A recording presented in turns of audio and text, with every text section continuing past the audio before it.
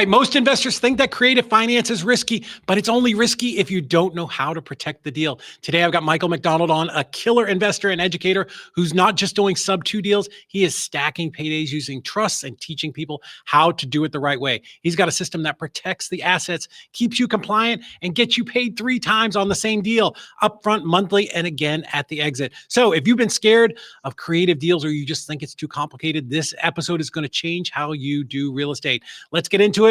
Welcome to the Closers Club. Michael, thank you so much, man, for being here. I really want to jump right in. Most people have no idea that you can get paid 3 times on a creative deal and actually stay protected. What are those 3 paydays and why do most investors miss them? Absolutely. Well, first and foremost, happy to be here. Thank you for the opportunity. Yeah, man, I mean, look, like after doing several hundreds of wholesale deals, you realize that you're really just running on a hamster wheel at some point. Yeah. And that's kind of what led me to finding out about this opportunity, which is creative finance, but it's more so on the back end of how we're getting paid. So rather than a traditional wholesale, what we're ending up doing is actually collecting an option deposit from a buyer.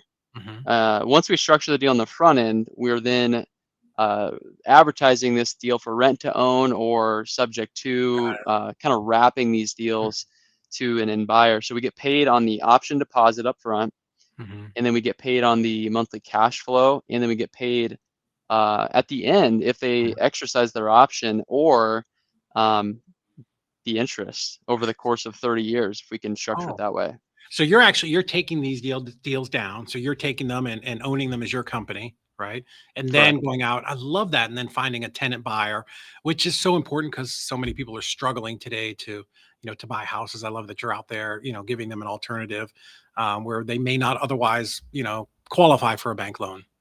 Yeah, exactly. And that's what I love about it. I never really wanted to get into your typical landlording business just because of like, I don't know, AC unit going out and then your cash flow's wiped. Dude, I just authorized my property manager for $5,200 to put a new AC unit in. And I was at a property yesterday for another one for $5,400.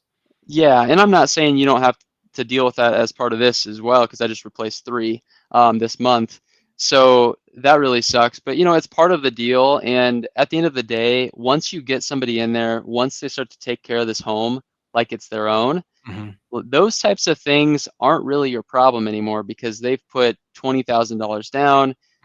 They are putting money in this house towards their future purchase. Right. And so I've just started to see a lot more opportunities open up where sellers don't have a ton of equity right now. Yeah. The people who bought a couple years ago, maybe they've refinanced or whatever, there's just not a ton of equity in these deals. And so rather than passing on all of these, we're just finding that there's a lot of people out there who don't have that equity, but we can come in and we can make these deals work on the front end and structure it creatively like this in order for them to not only on the front end have a solution, but then we're providing a solution on the back end as well. So you're seeing in the market that it's kind of getting a little bit tighter where these people, they don't have equity. So you're finding lots of these types of deals? We're finding a ton of them. And every time that we come across them, we just have a presentation that we run past them. And, really you could run it by almost every seller and that is terms. But, it really only makes sense for the people who don't have the equity, who have a good interest rate. And so, I've picked up a 2.5% this year. I picked up a 3.5%, a 4%. We're picking up really good interest rates, and it doesn't really matter that much on the equity. It does, but it doesn't as much if you can cash flow $500, $1,000 a month and get that interest over the course of the long term of that deal. I agree with you. I've said that since 2009. Like equity doesn't matter to me as long as I have cash flow, because I know over time, we're in this for the long haul, that over time, that equity, it's going to show up. Do you find that when you're talking to these sellers, like, do they even recognize, oh, it's a 2% interest rate, I don't want to get rid of that? Or these are just people who, normal life is happening to them, right? Death, divorce, job transfer, whatever it is, and that's their motivation? Most of the time it's life circumstances that has them not really concerned about that. And there are some cases where people know, and I'll tell people too, like, the value's in the mortgage right now Yeah. with higher rates. So most of the time though, it's they need out. And as an investor, the thing you got to listen for, right, is I just want out of my loan. If you hear Yes. that now, then you can start to pivot that conversation of Mhm. here's another solution for you. Yeah. So let me ask you this: where are you finding these people at? Where, what is your lead source? Yeah, yeah. Well, we do a lot of inbound. So PPC is a big one. We Mhm. help people with PPC as well, and then TV, radio. Oh, Um, really? yeah, we do all of those inbound channels, and Mhm. they've been great. Yeah. It's instant credibility, and like what I was sharing with my team earlier this week is it just makes selling so much easier, right? Like we don't really have to pitch them. It's Mhm. more just like, hey, these people are on TV, these people are on radio, these people are online, like they have a Yeah. credible reputation. Mhm. I trust them. If they say that this is a good Yeah. option, it might be a good option for me. Mhm. I love that you're blending different lead sources together and not just getting dependent on one. But how important is PPC? I know that's something you guys really specialize in. I mean, especially if you are building a brand, you almost have to be on there, Mhm. especially if you've got competitors who like know you are Mhm. existing, right? Then you cover your own keyword for your company. Yeah. But I mean, some of our best deals have come from that channel this year. Really? 100%. We've closed a $90,000 wholesale in a medium home price of 250 in Mhm. our main market. Yeah. We closed some other pretty big ones as well, but at the end of the day, these are people who are not wanting to sell typically. Mhm. They're people who like have to sell Yeah. and they want to do it fast and conveniently. So Mhm. those are the quality of people we're talking through from there. I Yeah. forgot what a cold lead would look like, honestly, because we get spoiled, man, with how many good Yeah. leads we get. I will tell you, when we were wholesaling, our team, once we switched over to PPC, they never wanted another cold call lead ever again.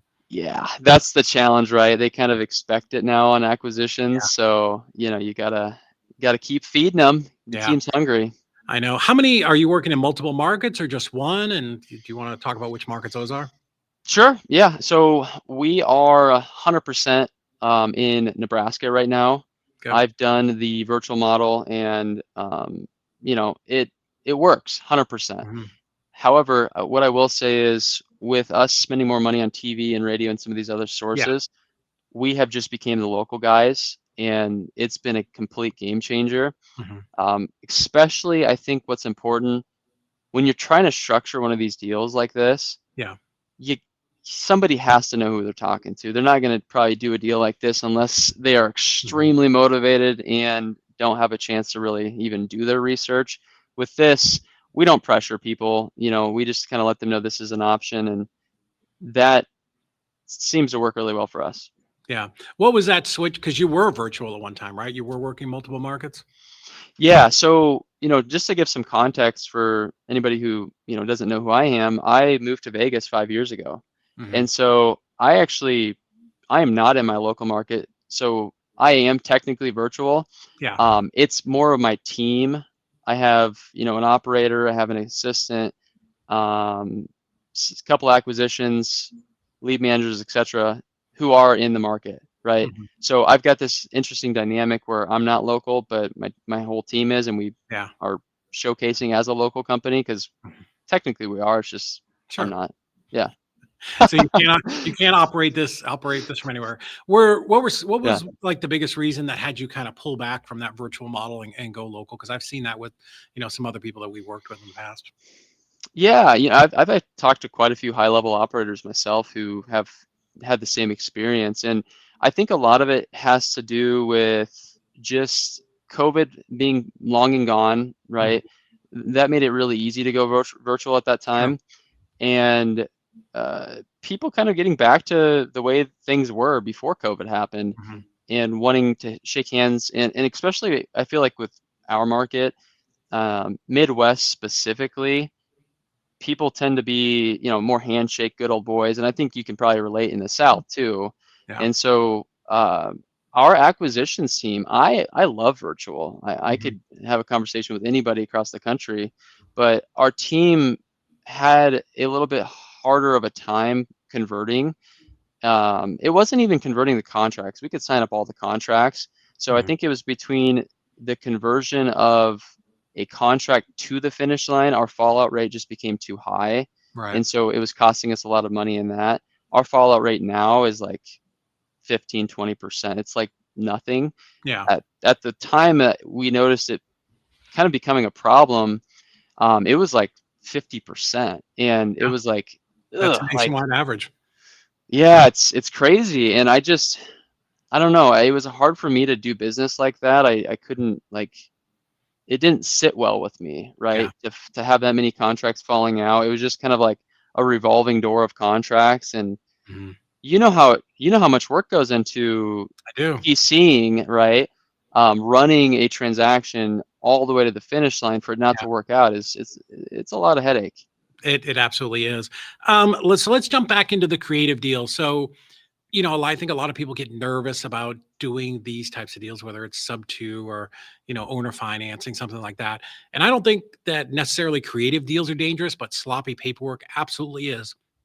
So for you, you guys use, and this is something I know you really are well known for, you use a trust system, and that absolutely changes the game as far as keeping the investor protected. So can you kind of break down like what that looks like, and why it matters, so much in a sub 2 transaction? Yeah, yeah. So, gosh, I was really turned on to this last year, and I was like, why would I want to do it that way? Hmm. And then I realized there's a big problem in the industry where people are taking over these sellers' mortgages, they're changing title, these loans are Hmm. getting called due.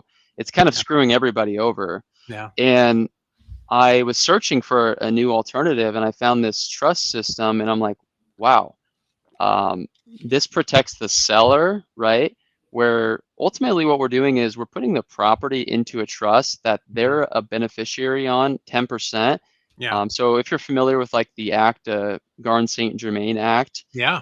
it protects you in the fact that it's for asset protection, Hmm. right? So the investor is the beneficiary of the trust. So you technically own the property, you have the rights to it. Yep.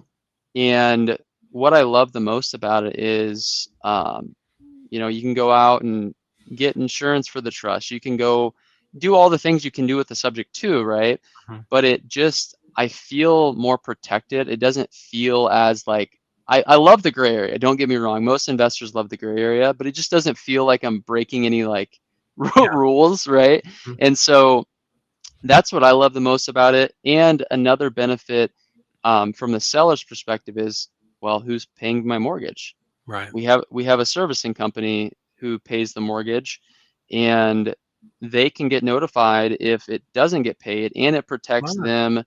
Uh, in the case that it doesn't get paid, Mhm. it can default back to them, right? So I think Right. it's called like performance seed, Mhm. um, similarly to that, right? And Yeah. so just to name a few things, right? There's a whole lot of other benefits, but that's one of my favorite Mhm. parts about it. Yeah, the Garn St. Germain Act, I think it's 1982. The reason, I don't, and you may know this, the reason that it came out is banks were, or people were allowing other people to assume their mortgage and the bank couldn't do anything about it. And at the time, in the early 80s, interest rates were rising into like double digits, like 14, 15%. And banks, honestly, they lobbied Congress because they're like, hey, I don't want, this 8% interest to get assumed. I want to force people to, get a new loan. So the Garn St. Germain Act, the reason behind it was to do away with people assuming loans. So it pretty much did away with that. But there was a carve out. The carve out was that, hey, you can put your own property into a trust for estate planning purposes, right? And Yep. that's kind of the TikTok of how this works. So for those of you that are watching, and tell me if this is the way you do it. You take your property as the seller, you put it into a trust. Now the wholesaler, the investor can be the beneficiary of that trust. I'm sorry, the wholesaler can be the trustee, right? So they're the person acting on behalf of the trust, but initially the seller is still the beneficiary, and then you're selling that beneficial interest to the wholesaler, right? Or you're transferring that, and that's kind of the steps of how it works. Now you have a property that's in a trust. Initially, the seller is the beneficiary. We're going to change that and move the investor in there and become the beneficiary, and that's where you now effectively have that ownership. Yeah, it's a beautiful thing. I just yeah, we have a trustee who we run everything through. Love it. So we're even like a layer I removed love it even too. more. Yeah. Yeah, because I think a big concern, at least that I had, I don't know if anybody else who's doing a ton of Mhm. these subject to deals really cares, but was like, yeah, what's your legal ramifications if a seller didn't understand what they were agreeing to Mhm. um, in that situation? And then, the peace of mind of not having the bank Yeah. knocking on your door all the time. Like some of these deals are not home runs, Mhm. so you might not have equity to get out of a deal Right. to sell it, right? If it got called due to refinance it or whatever. So I like the fact that I feel more protected. Yeah, and I love what you're doing, that you're actually following the steps, because so many people, my God, in our industry, I saw a TikTok video and I'm going to do novations now and have no earthly idea about, Yeah. the paperwork or how this stuff actually goes down. And Sub2, my God, it's ridiculous how much bad information is out there, and people who do it really poorly. And you are, when you're sitting across the living room from a seller, we're promising them that we're going to take this over and we're actually going to make sure that these payments happen every single month. So I think just some people are just really lackadaisical about making sure that Mrs. Smith's payment happens every single month. So love that you guys are putting processors in there to handle it. Yeah, absolutely. It's taken a little bit. I think I've done like almost 10 of these things Mhm. already in the last 7, 8 months, and it's taken a little bit to kind of understand the nuances of it. But it's gotten to the point where I've got enough proof of concept, and I've seen like how the cash flow looks, how I get paid on these deals. So Yeah. I'm trying to get as many as I possibly can. Yeah. And as a wholesaler or anybody who's actively flipping and wholesaling out there, your goal should really be to how can you replace your active income with Right. your passive income. Love that. So I just like totally changed my perspective about how I was investing. Yeah. And I'm like, okay, I've got to get the active income Mhm. way and above and beyond what my I got to get my passive above and beyond what my active is. I love that. How old are you now? You're so young. What are you? I'm 32. Oh, do you look like you're 25? So for Appreciate me, that. I 100% agree with you. When I started really investing, I was 39. So like I was like felt like I was running out of oxygen. I'm like, I got to do this as fast as I can. So I think, for people, the sooner you start, the quicker you're going to get to the end. So let's just backtrack a little bit. Again, ton of noise out there. There's LLCs, land trusts, Wyoming corporations, Delaware corporations. Most people are getting it wrong. What's the number one mistake that you see people making out there when they're trying to protect their creative deal or their property? Yeah, I mean, I think the biggest one is transferring the title, like Mhm. transferring it into their LLC. Yeah. Um, it's public record. It's the first place that a bank could check, Mhm. and that's when questions started to get asked. So definitely Yeah. that. And with the trust mechanism, it's recorded as a trust, Yeah. right? So that protects you. Nice. Um, okay. Before we kind of get into the final questions here, I know I kind of brushed across it earlier, but you guys, not only do you do all these deals, and I know you're coaching and you're helping people, but you help with PPC too, right? Absolutely. Yep. Cool. Tell me just real quick a little bit about that, because I know people are going to want to reach out because they're going to want access to these types of deals that you're doing. Yeah, 100%. So it's similarly to why like I'm excited to share about these trusts is like I had a problem, right? And my problem was how who can I find as a PPC provider who can actually deliver me results and not just Mhm. talk about it and actually care about the client? So yeah, I mean, what ended up happening is I found a guy who ran my PPC internally with great Mhm. results for a couple of years. We ended up joining forces and started Property Pros Marketing. Nice. So propertyprosmarketing.com is the service.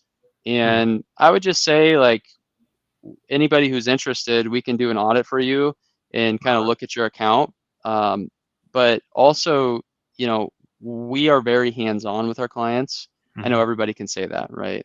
But Yeah. like we've had a lot of clients come over from, a service that maybe wasn't like that. And so would love to help anybody who's looking to, yeah, run their own ads.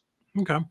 All right, cool. So, kind of last question I've got for you. So, for somebody who, they're hearing all of this and they want to lock up a sub 2, but they want to protect it the right way. Like, what is just one thing that they need to know about these trust agreements before they move forward? Is because I don't want them going out there and just using Chat GPT to try to create their trust document.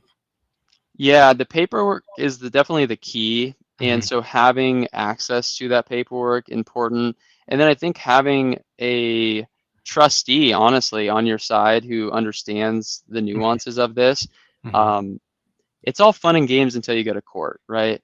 Uh, Yes. I feel really good. Like we've had a couple of situations where it's like, ooh, like if I didn't have anybody to call or, Mhm. message about this, I would be really uneasy, Yeah. right? And so that's the biggest thing is having access to the paperwork and who to send your deals to as Right. the trustee.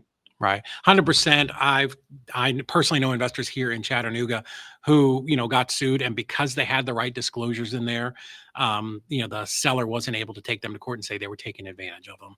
Like my disclosures personally, they actually say like, I am not on drugs. I understand what's going on here. I understand the investor is going to make money. I understand my mortgage is staying in place. So those things are just so absolutely crucial. So Michael, this has been absolute gold. This has been amazing. So for people who want to learn how to structure their deal, to do it the right way and get protected and really have that triple payout, where do they go? How do they learn more about you and your system? Like, where's the best place to go? Yeah, so a couple things. If you're catching this live, Mhm. I am hosting a masterclass today at 3 Oh, o'clock Pacific nice. time, and we're going to dive into this. I'm actually going to bring the expert trustee on, Oh, nice. and yeah, so it's going to be really cool. So that's trust dot dot com, and Cool. then for anybody who wants to like go deeper, I created a ridiculous offer for people who want community, who want access to this kind of information. Essentially, after doing about 500 deals, I've created some content around like, how do we find the deals first, Yeah. but then we're also going into detail about, how do we structure these deals, and then we're going to kind of break down the actual paperwork side of things. So in the virtualdealmakersclub.com, you can learn more about that. I love it, Michael. You're the one-stop shop. You can help them with their leads. You can teach them how to lock up these deals, and then how to, take the property that you bought, turn it into 3 different profit centers, and not be doing tenants, trash, and toilets. That's absolutely amazing, Michael. Yeah. Thank you so much, man. I appreciate you popping on. Any final words for anybody? No, man, I appreciate you having me on. I'd say, if you're on the fence about doing these types of deals, just get in the right room. And if you need help with paperwork, David's got you. All right, man. Thank you so much for coming on. I appreciate it.